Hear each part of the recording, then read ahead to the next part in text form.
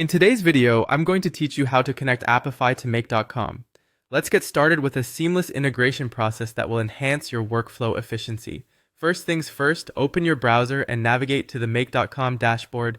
This is the hub where all your automation magic happens, and you'll need to be logged in to proceed. Once you're there and are comfortably settled on the dashboard, it's time to look for the Scenarios section. Clicking on Scenarios takes you to the space where you can manage all your automation scenarios, which are essentially automated tasks that Make.com can handle for you. Once you've arrived at the Scenarios section, you should see an option labeled Create Scenario. Click on that to start crafting a new scenario. This part can be really exciting because it's where you begin to map out how you will connect and automate processes between Apify and Make.com. Now, in the setup dialog that appears, locate the search field where you can type in keywords. Here, type in highlight and see a list of potential options appear. This search step is essential for ensuring that you are setting up the right connection in your scenario. After typing in highlight, look for the Apify option and click on it.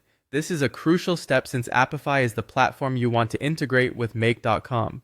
Once selected, it's going to load specific Apify-related actions you can include in your scenario. When Apify is loaded, find and click on the option that says Runs a selected act or task. This action allows Make.com to run a specific task in Apify, which is key for automating the process you wish to handle.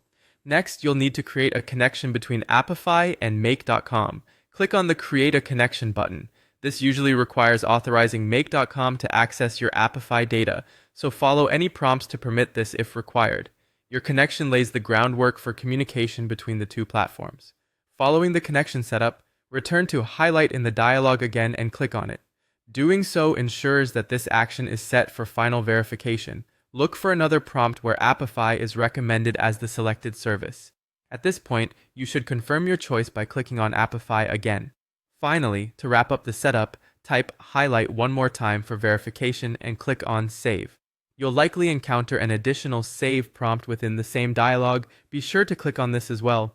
Saving your setup finalizes the scenario, ensuring everything is securely in place and ready to run as planned. And there you have it. With Apify successfully connected to Make.com, you're now equipped to see your automation come to life effortlessly. Don't forget to check for any notifications or updates within Make.com for a seamless operational experience. Thanks for watching, and I'll see you in the next video where we'll delve deeper into optimizing these integrations.